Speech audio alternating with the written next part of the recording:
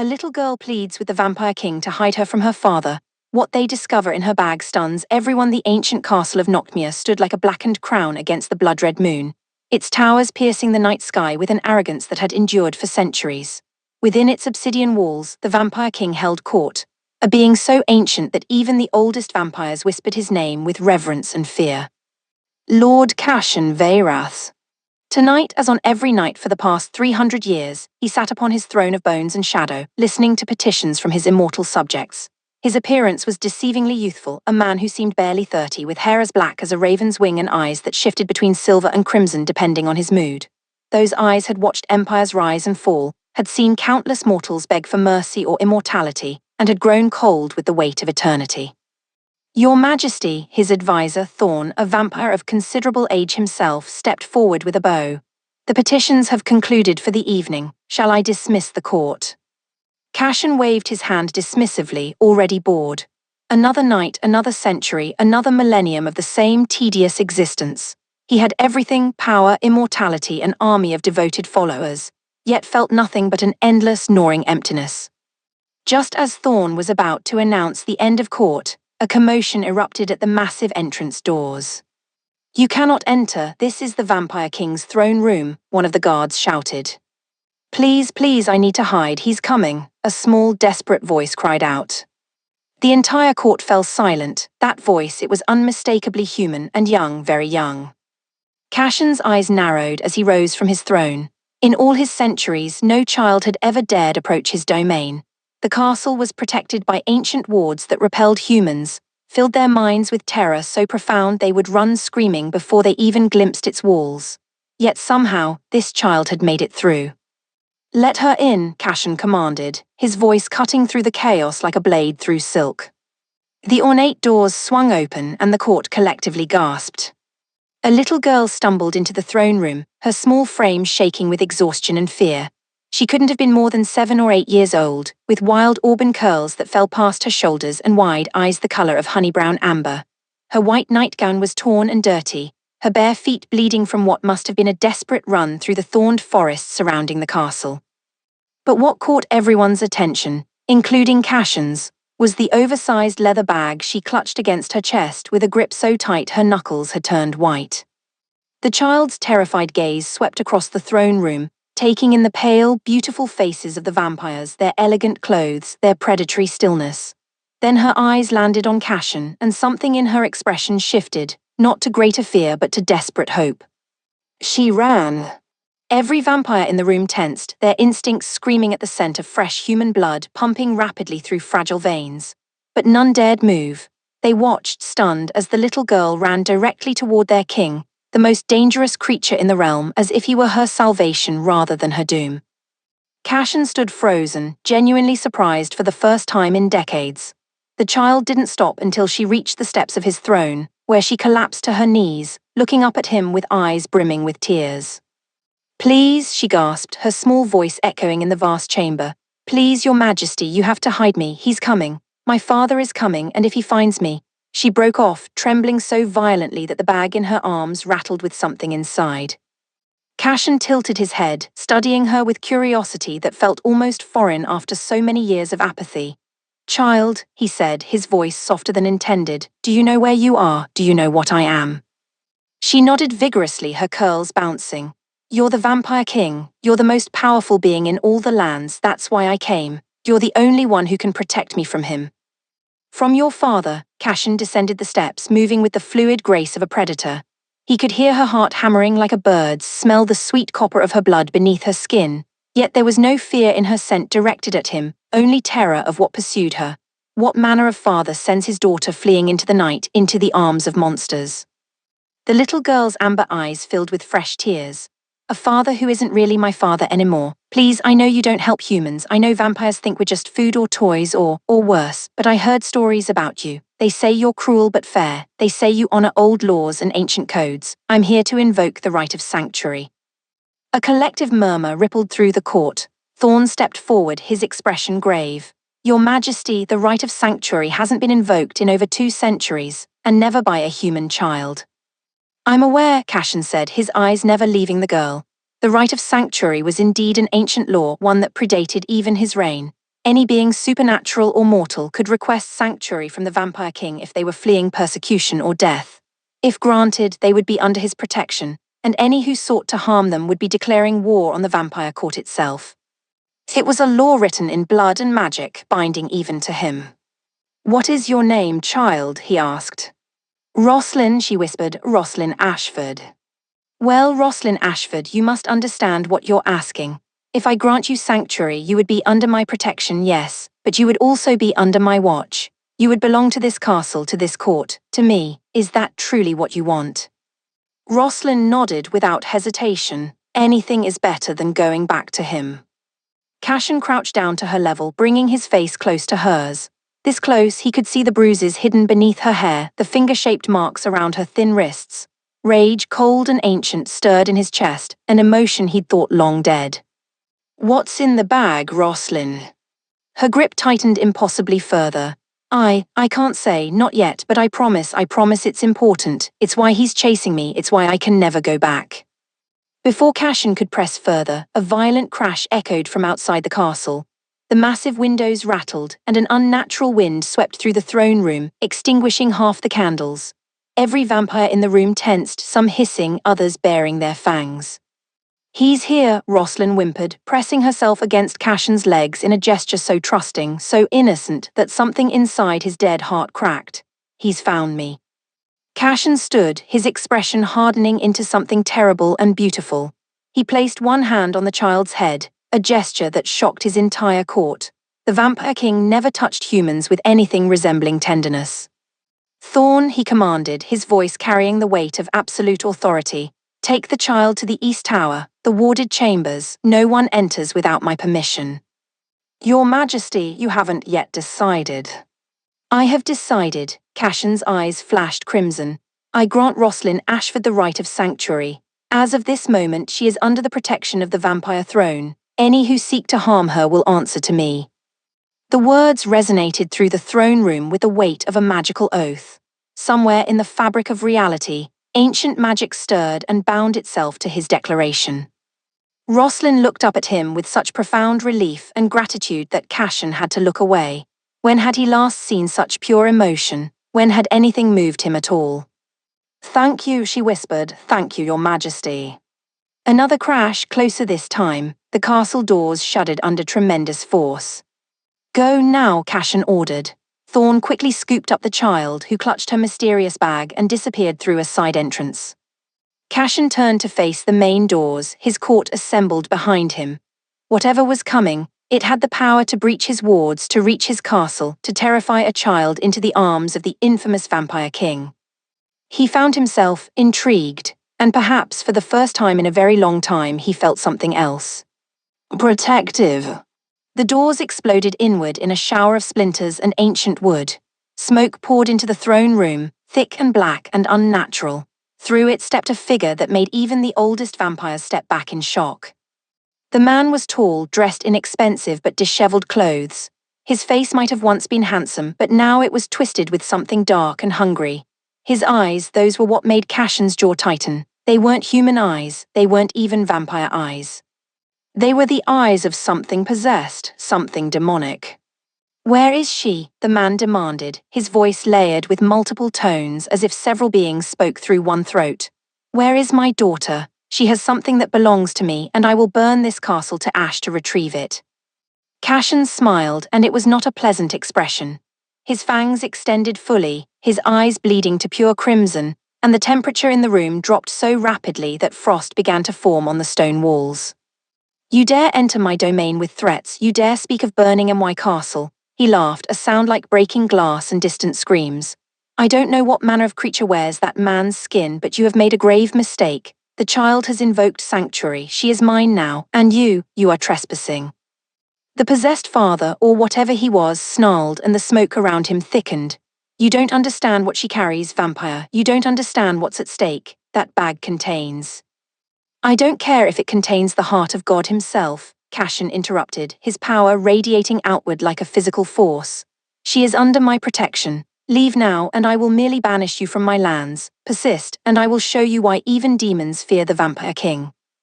For a long moment, the two beings stared at each other, ancient vampire and possessed human, predator and parasite. Then the father smiled, and it was a horrible thing to witness. She didn't tell you, did she? She didn't explain what she is, what she carries, what's coming. He began to back away, dissolving into smoke once more. Keep her, vampire, keep her and that cursed bag. When the truth reveals itself, when the real hunters come, you'll wish you'd given her back to me. At least with me, she'd have died quickly. And then he was gone, leaving only scorched stone and the acrid smell of sulfur. Cashin stood in the ruined doorway, his mind racing with questions. What had he just agreed to? What was in that bag? What was the child, innocent, terrified Roslyn really? Behind him, his court erupted into worried whispers. Your Majesty, Thorn's voice came from beside him. He'd returned from securing the child. What have we done? That was no ordinary human. That was a demonic possession, a powerful one. And if he spoke true about hunters coming. Then we prepare, Cashin said simply. He turned back to his throne but found he had no desire to sit. Instead, he began walking toward the East Tower, toward the warded chambers where a little girl with amber eyes and a mysterious bag waited. Your Majesty, where are you going? Thorn called after him. To get answers, Cashin replied, and to see exactly what I've just sworn my ancient oath to protect. As he walked through his castle's winding corridors, Cashin felt something he hadn't experienced in centuries: anticipation. Fear, even. The child had brought mystery to his doorstep, danger, purpose. She had brought him something to care about. He reached the warded chamber and dismissed the guards. Inside, he found Roslyn sitting on an enormous bed that dwarfed her small frame. Someone had brought her water and bread, but both sat untouched. Her attention was entirely on the leather bag in her lap, which she stroked almost lovingly. She looked up when he entered, those amber eyes still bright with unshed tears, but also determination. He found me faster than I thought, she said quietly. I'm sorry I brought trouble to your door, Your Majesty. Call me Cashin, he said, surprising himself. Your Majesty is for the court, and you're right, you did bring trouble. He moved closer, settling into a chair across from her. Now I need to know what kind of trouble. What's in the bag, Roslyn? She bit her lip, clearly warring with herself. Finally, she spoke. If I show you, you might change your mind about Sanctuary. You might throw me out, or worse. The Sanctuary oath is binding, Cashin said. I cannot revoke it, even if I wish to. You're safe here, regardless of what that bag contains. But I cannot protect you properly if I don't know what I'm protecting you from. Roslyn studied his face for a long moment, then slowly nodded. With trembling fingers, she began to unlace the bag. My father, she began, her voice soft and sad. He used to be a good man, the best man. My mother died when I was born, and he raised me alone. He was a scholar, a researcher of ancient things.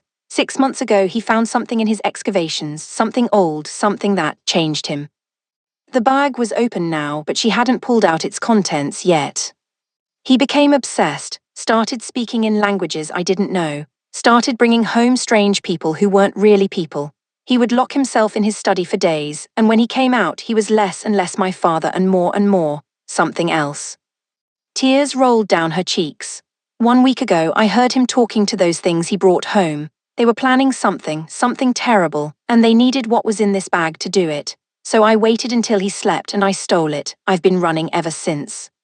Roslyn, Cashin said gently, show me. She reached into the bag, and what she pulled out made the ancient vampire king inhale sharply. It was an egg. But not just any egg. It was the size of a human head, with a shell that seemed to be made of crystallized starlight and shadow.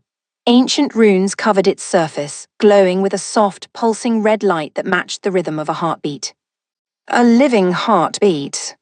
Do you know what this is? Cashin whispered, unable to tear his eyes from the object. Roslyn nodded. My father's notes said it was a dragon egg, but not just any dragon. The last dragon, the one from the prophecies. The one that's supposed to either save the world or destroy it, depending on who raises it, who it bonds with. She looked up at Cashin, and in her eyes he saw a wisdom far beyond her years. It's already started to bond with me, she admitted. I can feel it, in my dreams, in my heart. That's why they can't have it. That's why my father, or the thing controlling him, is so desperate. If this dragon hatches and bonds with the wrong person, with something demonic. She didn't need to finish, Cashin understood perfectly. The castle had just become ground zero for a war that would determine the fate of the world. And somehow, impossibly, a 7-year-old girl and a dragon egg had chosen the Vampire King as their protector. Cashin began to laugh, a genuine sound of dark amusement. After 300 years of boredom, of endless monotony, fate had delivered him the most dangerous responsibility imaginable. "Well, little Roslyn," he said, still smiling his predatory smile, "you certainly know how to make an entrance." Outside the castle, in the dark forests, things were stirring. Ancient enemies, new threats, forces that would stop at nothing to claim the egg. But inside the warded chamber, a vampire and a child formed an unlikely alliance over a dragon egg that pulsed with the promise of fire and destiny. The game had begun, and Cashin hadn't felt this alive in centuries. The first 3 days after Roslyn's arrival passed in a blur of magical fortifications and strategic preparations. Cashin had ordered every entrance to the castle sealed with blood wards, Chinese letter ONED, his most trusted warriors from across his territories, and converted the East Tower into an impenetrable fortress within a fortress. And yet, despite the looming threat, he found himself spending more time in that warded chamber than anywhere else. It wasn't just the egg that fascinated him, though the ancient artifact pulsed with a power that made his immortal blood sing. It was the child herself. Roslyn was unlike any human he'd encountered in his 3 centuries of existence.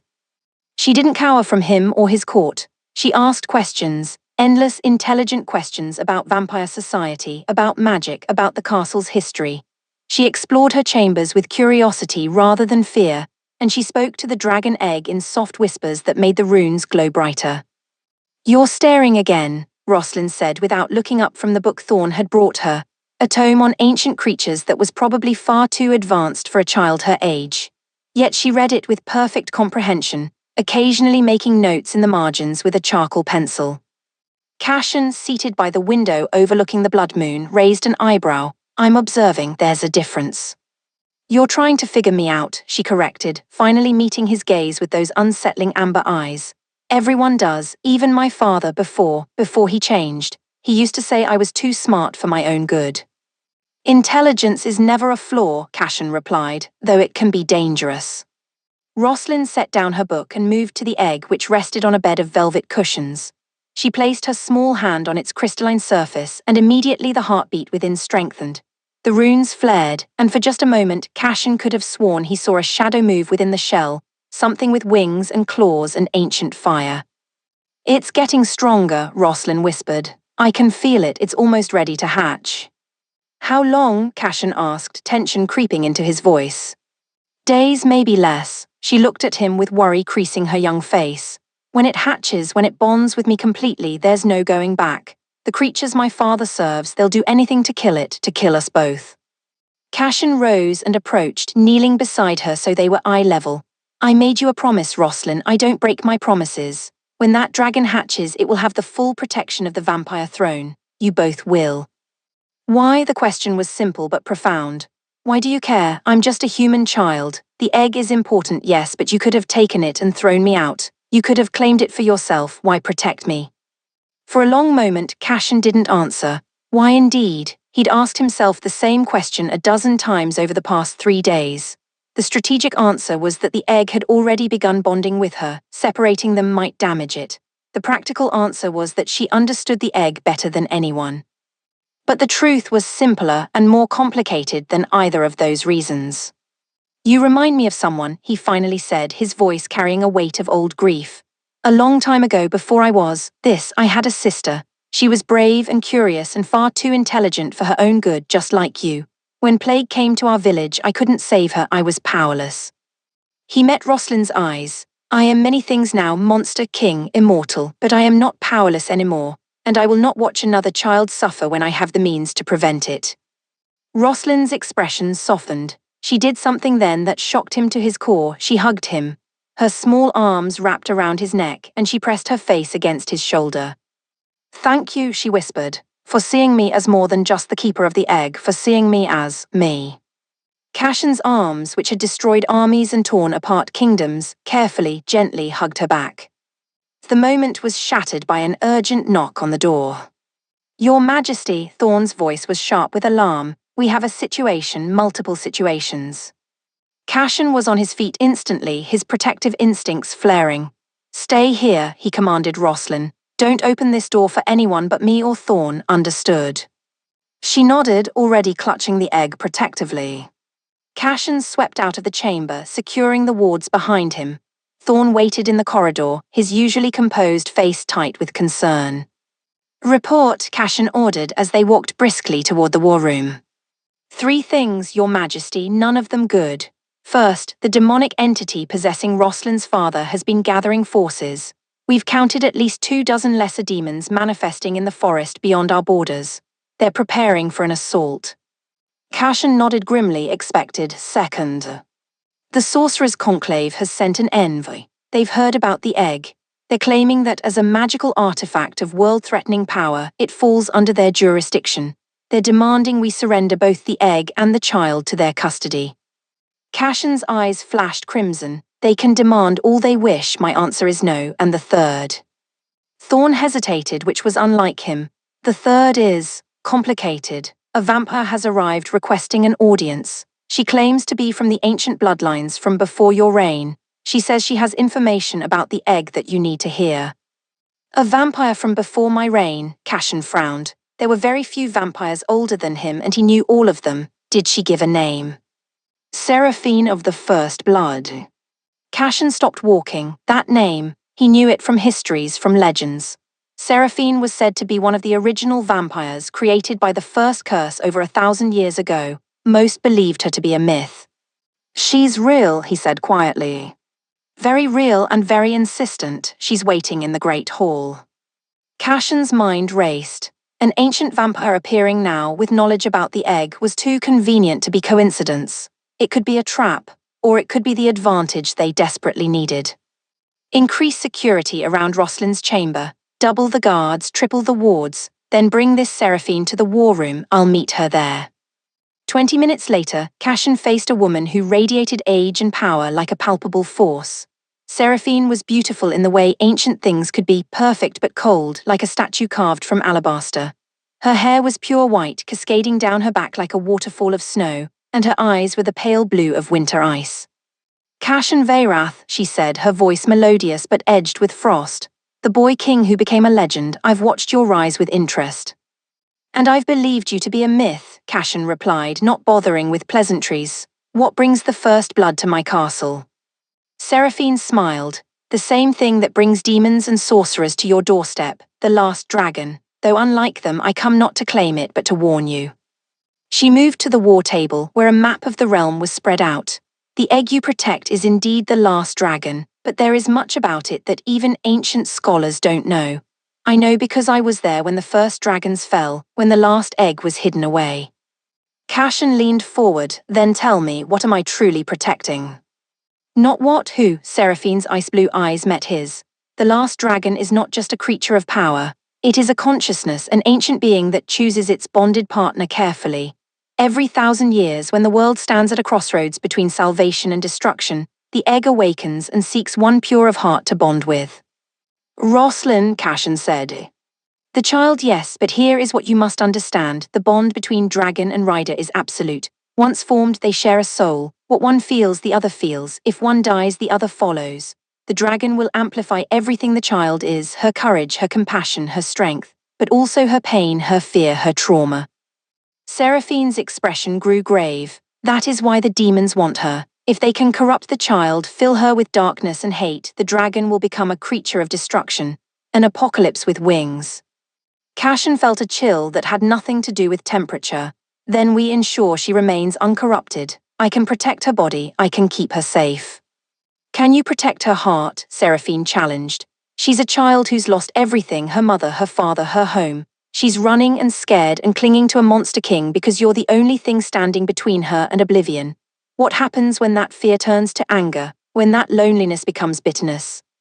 The question struck deeper than Cashin wanted to admit. He'd been so focused on physical threats that he hadn't fully considered the psychological ones.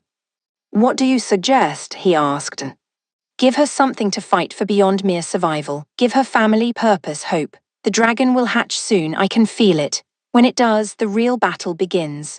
And it won't be one with swords and magic. It will be one with the strength of a little girl's heart." Before Cashin could respond, an explosion rocked the castle. The war room's windows shattered and screams echoed from somewhere below. "They're here," Thorn burst through the door, blood on his face. "The demons, they're attacking the east wall, but it's a diversion. A team of them teleported inside somehow, broke through the lower wards. They're heading for the east tower, for the girl." Cashin was moving before Thorn finished speaking, his vampiric speed turning him into a blur. Behind him, he heard Seraphine following, her ancient power crackling in the air. He reached the corridor leading to Roslin's chamber just in time to see 3 demons, twisted, smoking creatures with too many teeth and eyes, tear through his guards like paper. They were heading straight for the warded door. "No," Cashin roared, and the word carried such power that the castle walls trembled. He crashed into the demons with the force of a hurricane, his claws extended and deadly, ripping through demonic flesh. These weren't possessions like Roslin's father. These were true demons, manifested in physical form, and they were strong. But Cashin was the Vampire King. He fought with a fury born of 300 years of power and skill, with the desperation of someone who'd finally found something worth protecting. Blood, black and reeking, splattered the walls as he tore through the first demon, then the second. The third demon dodged, faster than the others, and slammed into the warded door. The wards flared, holding, but the creature was powerful. Cracks began to form in the magical barrier. Inside the chamber, Cashin could hear Roslin screaming. White rage consumed him. Cashin grabbed the demon by its malformed throat and lifted it off the ground. His eyes blazed pure crimson, his fangs fully extended, and for a moment he was every nightmare humanity had ever whispered about vampires. "You will not touch her," he snarled, and then he tore the demon's head from its shoulders. The creature exploded into ash and sulfur, its dying shriek echoing through the corridor. Cashin immediately turned to the door, deactivating the wards. He burst inside to find Roslin pressed against the far wall, the dragon egg clutched in her arms, but she wasn't alone. Standing between her and the door, in a protective stance that mirrored Cashin's own, was a small dragon. No, not a dragon, not yet. The egg had cracked, and a creature no bigger than a large cat stood there, all glittering scales and tiny wings. It was beautiful, colored like the egg had been, with scales that shifted between starlight and shadow. Its eyes were the same amber color as Roslin's. The baby dragon hissed at Cashin, tiny wisps of smoke coming from its nostrils, defending its bonded partner. "It's okay," Roslin said softly to the dragon. "It's okay, he's a friend, he saved us." The dragon tilted its head, studying Cashin with ancient intelligence that didn't match its newborn body. Then, apparently deciding he was acceptable, it trotted back to Roslin and climbed up her nightgown to perch on her shoulder, where it nuzzled against her cheek. Cashin stood frozen, watching the scene. The bond was complete. The last dragon had chosen its rider. Behind him, Seraphine appeared in the doorway, taking in the sight with wide eyes. "By the first darkness," she whispered, "it's magnificent." "The hatching will have sent out a magical pulse," Thorn said, appearing beside her. "Every supernatural creature within 100 miles will know they'll all be coming."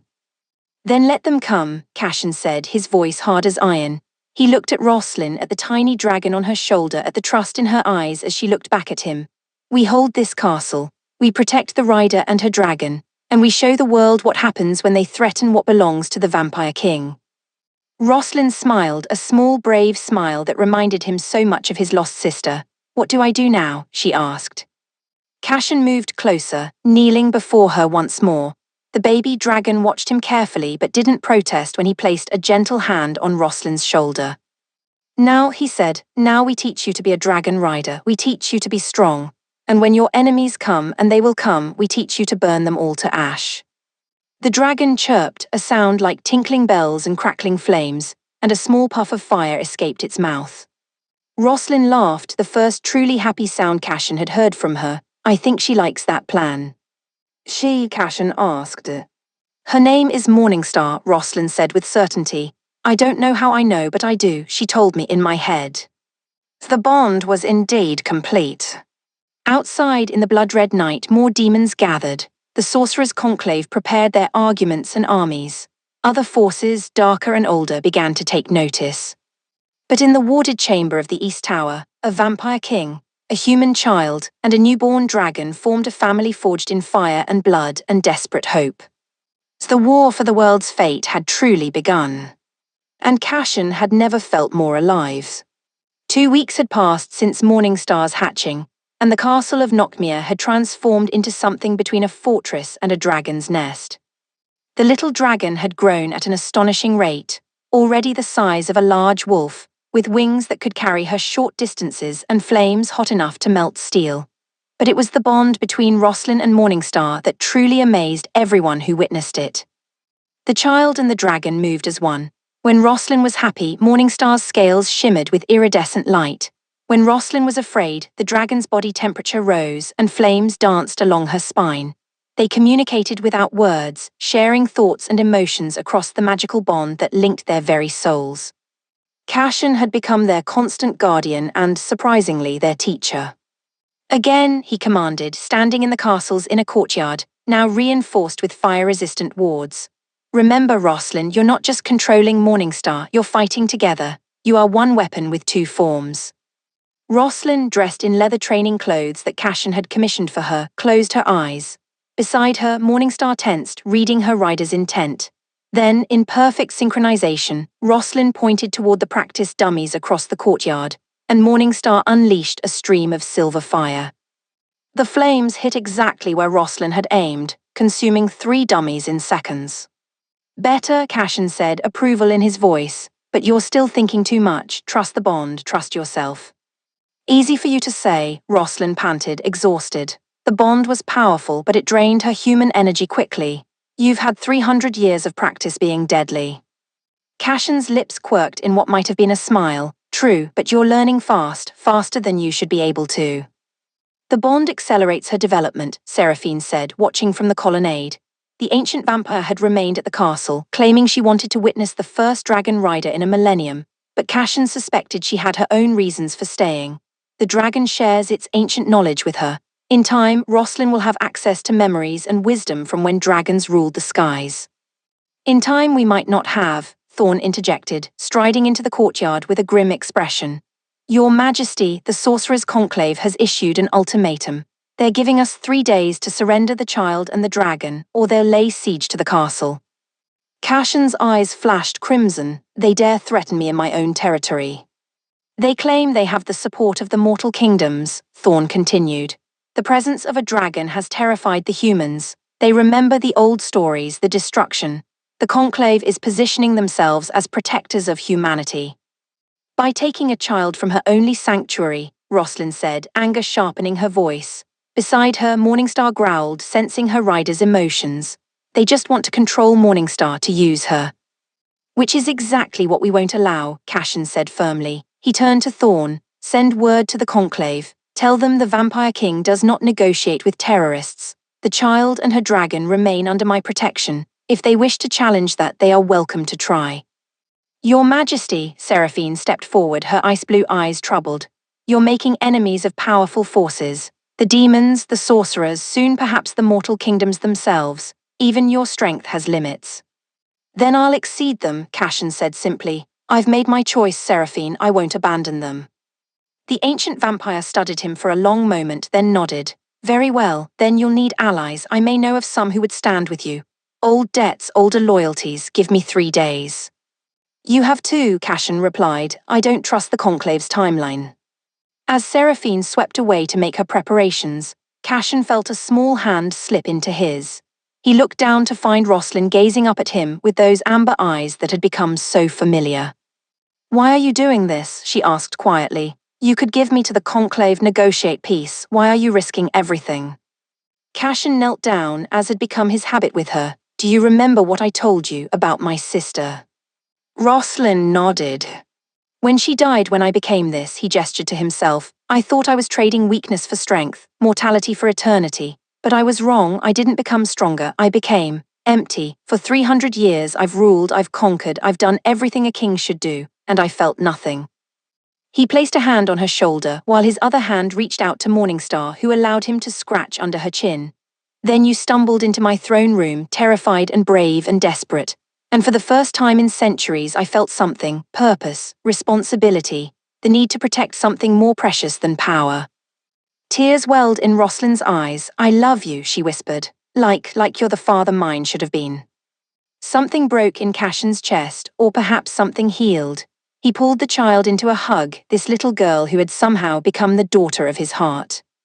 Then I'll be that father, he said softly. I'll protect you, teach you, stand between you and anything that seeks to harm you. This I swear on my immortal blood. Morningstar chirped and wrapped her tail around both of them, creating a circle of vampire, child, and dragon. The moment was interrupted by a disturbance at the castle gates. Cashin's head snapped up, his predatory instincts immediately alert. Stay here with Thorn, he commanded Roslyn, already moving toward the commotion. Don't leave the courtyard. He found chaos at the main entrance. His guards were holding back a mob of humans, farmers, merchants, common folk from the nearby villages. They carried torches and crude weapons, their faces twisted with fear and anger. Give us the monster, someone shouted. The dragon will destroy us all. She's just a child being used by the Vampire King, another voice cried. We need to save her from that creature. Cashin stepped forward, and his mere presence silenced the mob. Even terrified and angry, humans knew better than to ignore the Vampire King when he revealed himself. You come to my gates with torches and demands, he said, his voice carrying to every ear. You call a child a monster, you speak of salvation while threatening violence. Tell me, which of us is truly the monster here? The dragon, someone began. The dragon is a baby, Cashin interrupted.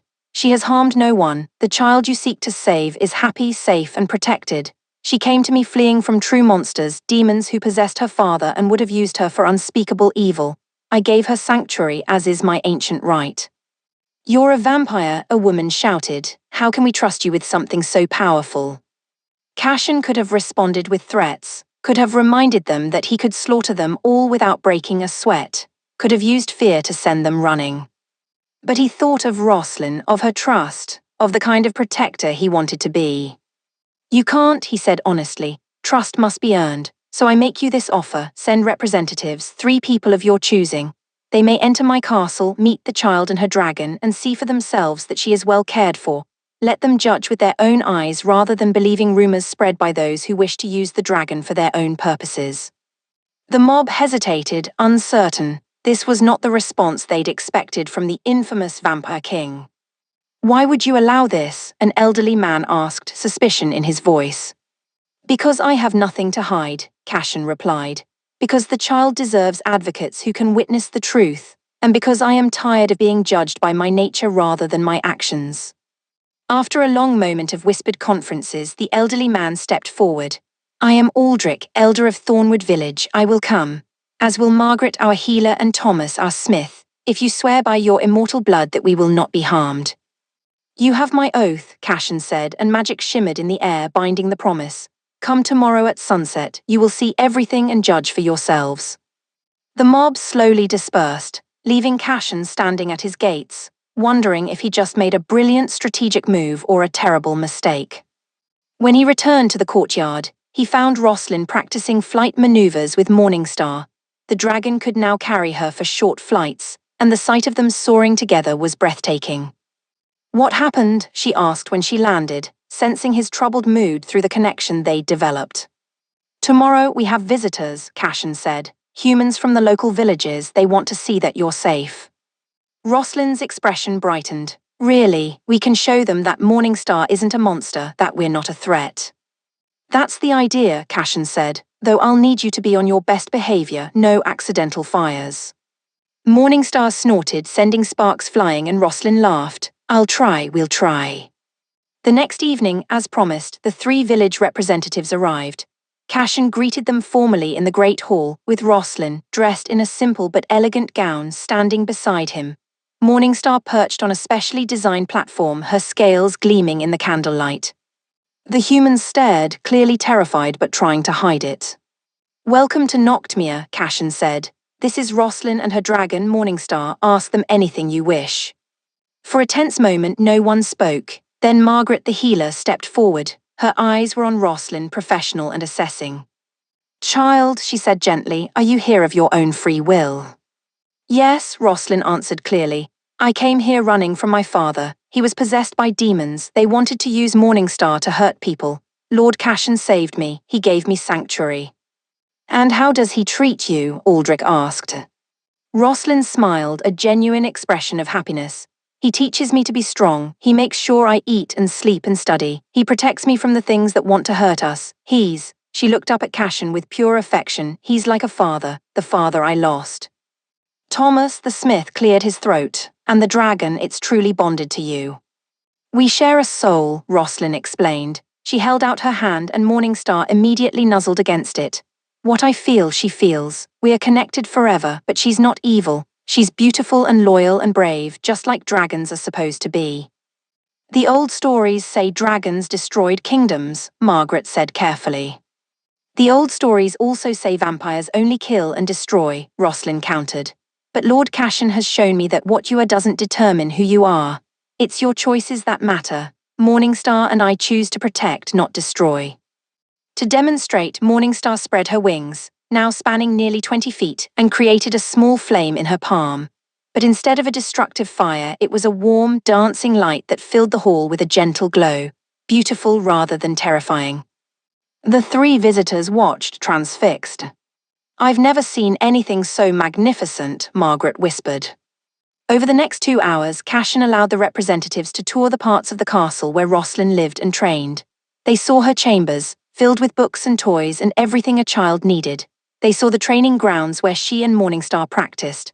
They saw, most importantly, the genuine care and affection between the Vampire King and his ward. As they were preparing to leave, Aldrich approached Cashin privately. I must admit, the old man said, this was not what I expected. The child is clearly happy and well cared for, but there are those who fear what she might become. The Sorcerer's Conclave is spreading rumors. The Conclave wants power, Cashin interrupted. They want to control the dragon. I want to protect a child. Which would you prefer? Aldrich studied him with shrewd eyes. A month ago, I would have said a vampire's word is worthless, but I see something in you when you look at that girl, something almost human. Don't spread that rumor, Cashin said dryly. It would ruin my reputation. The old man actually smiled. We will return to our villages and speak truthfully of what we've seen. It may not be enough to change every mind, but it's a start. After the visitors departed, Cashin felt a small spark of hope. Perhaps they could build bridges instead of just defending walls. But that hope was shattered 2 hours later when Thorn burst into Cashin's study, his face pale with shock. Your Majesty, he gasped, the Conclave didn't wait 3 days. They've assembled an army, sorcerers, mercenaries, holy warriors. They're marching on the castle. They'll be here by dawn. Cashin stood, rage and determination warring in his chest. Then we prepare for war, gather every vampire in my territory, activate every defense, and someone bring me Roslyn. When the child arrived, Morningstar at her side, Cashin knelt before her once more. I need you to be brave, he said, braver than you've ever been. Can you do that? Roslyn's amber eyes were scared but resolute. What's happening? War is coming to our door, Cashin said honestly. Bad people who want to take you away to control Morningstar. I will fight them. I will protect you, but I need you to promise me something. Anything, Roslyn said. If things go badly, if I tell you to run, you take Morningstar and you fly away as fast as you can. There's a place. He handed her a map, a sanctuary even older than I am. Go there, they'll protect you. Tears streamed down Roslyn's face. No, I won't leave you. We fight together or not at all. Cashin's heart clenched. Roslyn. You taught me to be strong, she interrupted, her voice fierce despite her tears.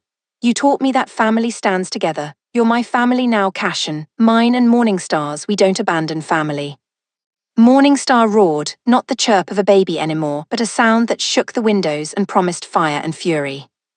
Cashin looked at them, his daughter in everything but blood, and the dragon that had chosen her. He saw their determination, their courage, their absolute refusal to run. And he made his choice. Then we stand together, he said, and we show them what happens when you threaten a Vampire King's family. As dawn approached, bringing with it an army of sorcerers and soldiers, Cashin stood on the castle battlements with his most trusted warriors. Below, Roslyn sat astride Morningstar's back, the dragon now large enough to carry her properly. They would not hide, they would not run. They would fight. And the world would learn that the bond between a vampire king, a human child, and a dragon was stronger than any army. The war for Roslyn's freedom was about to begin. The army of the Sorcerer's Conclave arrived with the rising sun. their ranks stretching across the valley like a dark tide. Cashin counted at least 300 warriors, sorcerers in elaborate robes, mercenaries in battle armor, and holy knights bearing blessed weapons designed to kill supernatural creatures. At their head rode Magister Aldrin, the high sorcerer of the conclave, his staff crackling with arcane power. He raised his hand, and a magically amplified voice echoed across the battlefield. Cashin Veyrath, Vampire King of Noctmere, by the authority of the Sorcerer's Conclave and in the interest of the mortal realms, we demand you surrender the child Roslyn Ashford and the dragon under your protection. We will take custody of them for the safety of all. Refuse, and we will take them by force. Cashin stood on the highest battlement, Thorn and Seraphine flanking him. Behind them, 100 vampires, his most elite warriors prepared for battle. It was a fraction of the enemy's numbers, but vampires were worth 10 mortal soldiers each. Still, the odds were not in their favor. You know, Cashin said conversationally to Seraphine, a month ago I would have found a way to negotiate, to find a political solution. And now, the ancient vampire asked. Now I have something worth fighting for, worth dying for if it comes to that. He raised his own voice, using his vampiric power to project it across the battlefield. Magister Aldrin, you speak of safety and authority, but I see only greed and fear. The child is under my protection by the ancient right of sanctuary. Any attempt to take her is an act of war against the vampire throne. Then let there be war, Aldrin shouted back. We will not allow a vampire to control the most powerful weapon in existence. Your kind has terrorized humanity for millennia. We will not permit you to add a dragon to your arsenal. Cashin felt Roslyn's presence before he saw her. She emerged onto the battlement, Morningstar walking beside her.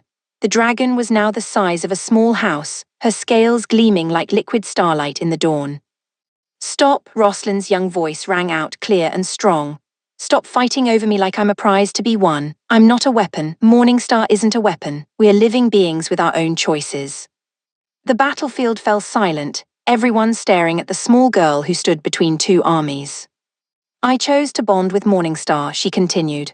I chose to seek sanctuary with Lord Cashin. I choose to stay here where I'm loved and protected and free. You can't save me from something I want. Child, Aldrin's voice softened, taking on a patronizing tone. You're too young to understand. The vampire has manipulated you, filled your head with lies. Once you're in our care, you'll see. I see just fine, Roslyn shot back. I see an army that marched here to kidnap a little girl and steal her dragon. I see people who claim to protect humanity but care more about power than people. And I see the one person who saved me when everyone else failed. She moved to stand beside Cashin, placing her small hand in his. Morningstar positioned herself protectively in front of them both, and when she growled, flames flickered between her teeth. The gesture, the child choosing the vampire over the sorcerers, sent a ripple of shock through both armies.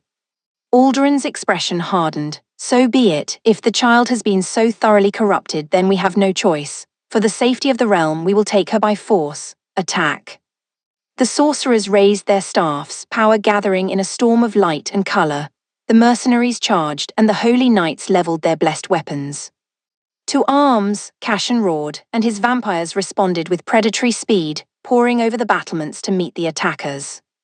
The battle erupted in chaos and violence.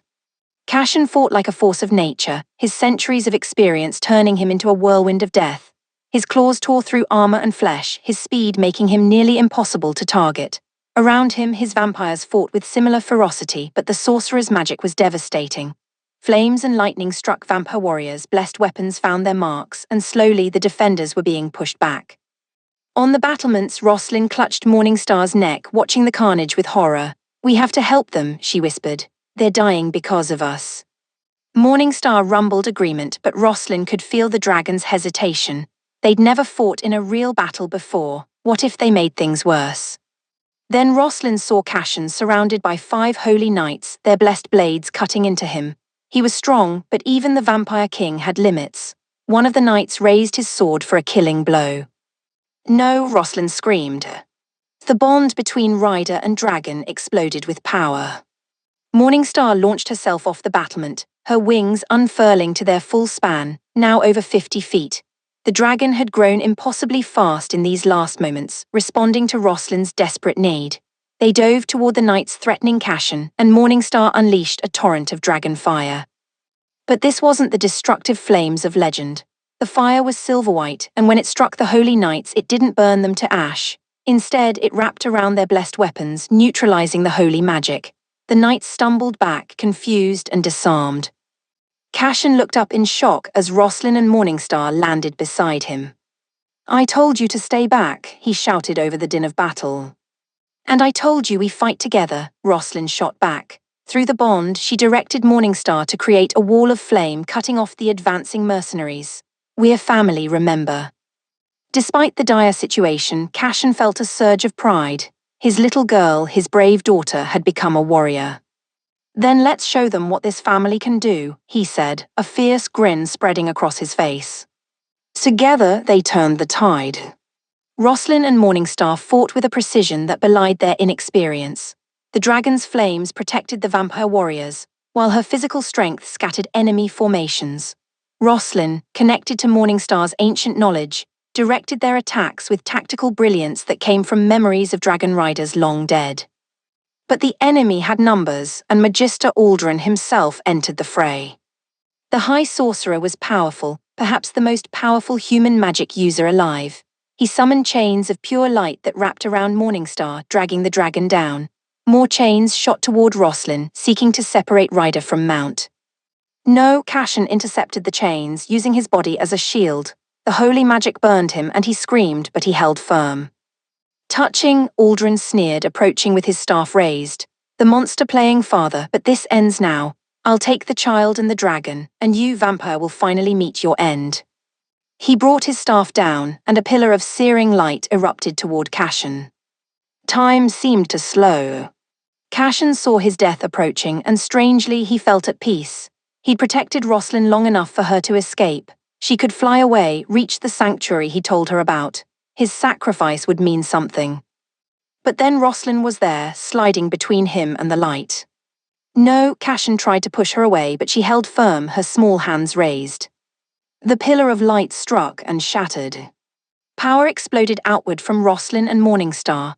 The dragon's scales blazed with radiance, and ancient runes, the same ones that had marked the egg, appeared on Roslyn's skin, glowing with silver fire. The bond had transcended. Rider and dragon had become something more. When the light faded, Roslyn stood transformed. She was still herself, still the little girl with amber eyes, but now those eyes held the wisdom of dragons. Ethereal wings of silver light extended from her back, and her voice, when she spoke, harmonized with Morningstar's. "Enough," she said, and the word carried the weight of ancient authority. "I am Roslyn Ashford, first dragon rider of the new age. Morningstar and I are one. And we declare this: we will not be controlled, we will not be weapons, we choose our own path." She turned to Cashen, and her expression softened. "We choose family, we choose love, we choose the one who saved us." The power radiating from her was immense, enough to make even Aldrin step back in fear. "Impossible," the sorcerer breathed. "The full bond, she's too young, it should have taken years."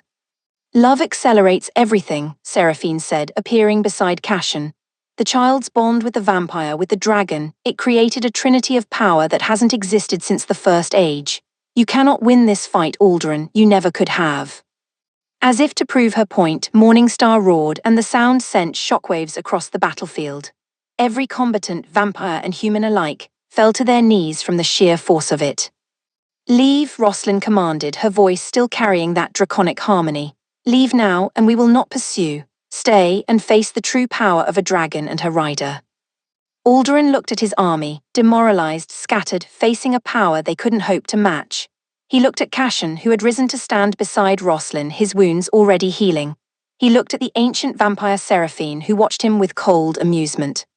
He had lost. "Fall back," Aldrin ordered, his pride shattered. "Retreat." The army fled, leaving behind their weapons and their wounded in their haste to escape the dragon's wrath. As silence fell over the battlefield, Roslyn's transformation faded. The ethereal wings disappeared, the runes dimmed, and she was once again just a little girl who immediately collapsed, exhausted. Cashen caught her before she hit the ground, cradling her gently. Morningstar, also drained, curled protectively around them both. "You foolish, brave, wonderful child," Cashen whispered, tears, the first he'd shed in 300 years, rolling down his face. "You could have died." So could you, Roslyn murmured, barely conscious. That's what family does, we save each other. Over the next week, as the castle recovered from the battle, word of what had happened spread across the realm. The story of the vampire king who had protected a human child, of the dragon rider who had chosen love over power, of the family that had defied an army. The mortal kingdoms, hearing the truth from the village representatives who had visited earlier, began to reconsider their stance. Perhaps vampires and dragons weren't inherently evil. Perhaps, like humans, they could choose their path. The sorcerers' conclave, humiliated by their defeat, withdrew their claims. They had learned a hard lesson about the difference between power and strength. Even the demons, witnessing the might of the bonded dragon and rider, retreated. Roslyn's father, or what remained of him, was found wandering the forest, the demonic possession burned out of him by Roslyn's transformation. He had no memory of what he'd done, but when he saw his daughter, healthy and happy, he wept with relief. He couldn't be her father again, too much had been broken, but he could let her go knowing she was loved. 3 months later, on a cool autumn evening, Cashin stood in the castle gardens watching Roslyn and Morningstar practice aerial maneuvers. The dragon was now large enough to carry multiple riders, and she moved through the sky with grace and power. "You've built something remarkable here," Seraphine said, joining him. "A new kind of court, vampires, humans, and now a dragon, all coexisting. It's unprecedented." "It's a family," Cashin corrected. "Unusual, perhaps, but real." Roslyn landed nearby, sliding off Morningstar's back with practiced ease. She ran to Cashin and hugged him, a daily ritual now. "Did you see that barrel roll?" she asked excitedly. "Morningstar's teaching me advanced flight techniques."